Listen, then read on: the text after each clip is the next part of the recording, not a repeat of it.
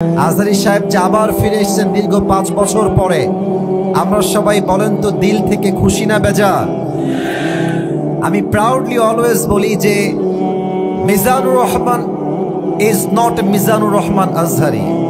Mizanur Rahman Azhari is the brand of Bangladesh. যুবক ভাইরা, আমি বিশ্বাস করি আজহারী এমন একজন মানুষ যিনি he has changed the history of Bangladesh. উনি ইতিহাসের চিত্রটাই পরিবর্তন করে দিয়েছে, ঠিক কিনা বলে? আমরা আগে মনে করতাম যে খেলোয়াড় হলেই শুধু সেলিব্রিটি হওয়া যায়, আমরা ভাবতাম নায়ক হলেই সেলিব্রিটি হওয়া যায়, আমরা ভাবতাম গায়ক হলেই সেলিব্রিটি হওয়া যায়। বাট আজহারী সাহেব প্রমাণ করেছেন নায়ক হয়ে শুধু নয়, গায়ক হয়ে নয়, খেলোয়াড় হয়ে নয়, একজন ইসলামিক লেকচারার হয়েও পুরো বিশ্বে সেলিব্রিটি হওয়া যায়। যুবক ভাইরা, ঠিক কিনা বলে? আগে আমাদের মায়েদের স্বপ্ন আমরা দেখতাম, অনেক মায়েরা বলতো আমার ছেলে বড় হয়ে খেলোয়াড় হবে, আমার ছেলে বড় হয়ে গায়ক হবে, আমার ছেলে বড় হয়ে নায়ক হবে, আমার ছেলে বড় হয়ে ইঞ্জিনিয়ার হবে, আমার ছেলে বড় হয়ে ডাক্তার হবে। স্বপ্ন এখন আগের মতো নেই। It has changed totally and completely. এখন লক্ষ কোটি মায়ের স্বপ্ন আমার ছেলে আজহারীর মতো ইসলামিক স্কলার হবে। যুবক ভাইরা, এবং খুব ভালো করে খেয়াল করে দেখবেন, মিজানুর রহমান আজহারীকে জামাতের ট্যাগ দিয়ে এই দেশ থেকে কিছু কুলাঙ্গাররা বিদায় করেছিল। যুবক ভাইরা, আমাদের সকলের একজন সিনিয়র আলেম লুৎফর রহমান সাহেব, যিনি মারা গিয়েছেন, আল্লাহ ওনাকে জান্নাতের উঁচু মাকাম নসিব করে দিক, উনি বলেছিলেন আজহারী একদিন ফিরে আসবে, বিজয়ের বেশে ফিরবে, বীর বাহাদুরের বেশে ফিরে আসবে, ঠিক কিনা বলে? আর আমি প্রত্যেকটা যুবকদেরকে এই কথা বলতে চাই, তোমরা মাথায় রাখবা, কোনো দল মত দেখে হুজুরকে ভালোবাসা যাবে না। আমাদের প্রথম পরিচয় কোনো দল মত দিয়ে নয়, আমাদের রব এক, কোরআন এক, নবী এক, ধর্ম এক, আমরাও সবাই এক, ঠিক কিনা বলে? আমাদের পাশের দেশ ভারত বলতে আমি খুব লজ্জা পাচ্ছি আমার রংপুরের ভাইরা, যদিও তারা আমাদের প্রতিবেশী, তবে আমি স্পষ্ট ভাষায় বলছি এই দেশের সবচেয়ে বড় শত্রু দেশের নাম হচ্ছে ভারত। রংপুরের ভাইরা, আজহারী সাহেব বলেছেন আজকের মাহফিলে ভারতদেরকে উদ্দেশ্য করে যে তোমরা নিজের চরকায় তেল দাও, আমাদের দেশ নিয়ে তোমাদেরকে ভাবতে হবে না।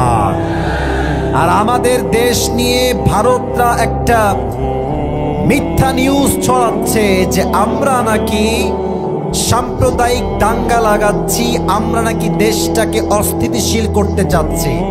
আর আমি স্পষ্ট ভাষায় বলছি, পুরো বিশ্বে যত মিডিয়া মিথ্যা নিউজ প্রচার করে তার মাঝে ভারত হচ্ছে টপ লেভেলের 1 নম্বরে আছে। রংপুরের ভাইরা, ভারতের যেই সাংবাদিকগুলো নিউজ প্রেজেন্ট করে এদেরকে দেখে আমার নিউজ প্রেজেন্টার মনে হয় না, বেশিরভাগকে দেখে মনে হয় হকাররা নিউজ প্রেজেন্ট করছে। যুবক ভাইরা, আর একটা আছে দেখবা, বাংলাদেশ আর থাকবে না, এইটাকে আমার দেখলে মনে হয় যে এই বেটা গুলিস্তানে আন্ডারপ্যান্ট বিক্রি করলে বেশি মানাতো। যুবক ভাইরা, আজহারী সাহেব স্পষ্ট ভাষায় বলেছেন বন্ধুত্ব দেখাইলে বন্ধুত্ব পাবা, যদি যে বন্ধুত্ব দেখানোর যোগ্যতা রাখে না সে ভালোবাসা পাওয়ার যোগ্যতা রাখে না, ঠিক কিনা বলে? অতএব আমিও আজহারী সাহেবের সঙ্গে তাল মিলিয়ে একটা কথা বলতে চাই, আমরা কোনো দাঙ্গা চাই না, মারামারি চাই না, বিদ্বেষ চাই না, সাম্প্রদায়িক সম্প্রীতি নষ্ট করতে চাই না। আমাদের কথা একটা, আমাদের সঙ্গে ভালো থাকবা, ভালো আমরা থাকবো, আমাদের সঙ্গে খেলবা, আমরাও তোমাদের সঙ্গে খেলবো। তবে মাথায় রেখো, এই খেলা কোনো সাধারণ খেলা নয়, এটার নাম হচ্ছে গজওয়ায়ে হিন্দ। আল্লাহর হাবিব বলেছেন হিন্দুস্তানের সঙ্গে মুসলমানদের একটা যুদ্ধ হবে, এটার নাম হবে গজওয়ায়ে হিন্দ। এই গজওয়ায়ে হিন্দে যেই যুবকরা, যেই মুসলমানরা মাথায় কাফনের কাপড় বেঁধে জীবন দেওয়ার জন্য, শহীদ হওয়ার জন্য নামবে, তারা সবাই আল্লাহর জান্নাতে প্রবেশ করবে, ঠিক কিনা বলে? অতএব আমি আমার শেষ কথা স্পষ্ট ভাষায় বলতে চাই, আজহারী সাহেব দেশে ফিরে এসেছেন, যারা আজহারী সাহেবকে দেশ থেকে তাড়িয়েছিলেন তারা কিন্তু এই দেশে এখন আর টিকে নাই। আজহারী সাহেব বলেছিলেন, কারো মন্তব্য আমার গন্তব্য ঠেকাইতে পারবে না। আর আল্লামা দেলোয়ার হোসেন সাইদি হুজুর বলেছিলেন, তোমরা তো সব গাছের আগায়, আমরা থাকি গাছের গোড়ায়। বাড়াবাড়ি বেশি কইরো না, জুলুমবাজি কইরো না, আলেমদেরকে ধরে জেলখানায় দিও না। 18 কোটি মানুষ গাছের গোড়া একটা ঝাঁকুনি দিবে, মামুর বাড়ি দিল্লি গিয়ে তোমরা পড়বা, দিল্লি গিয়ে পড়েছে।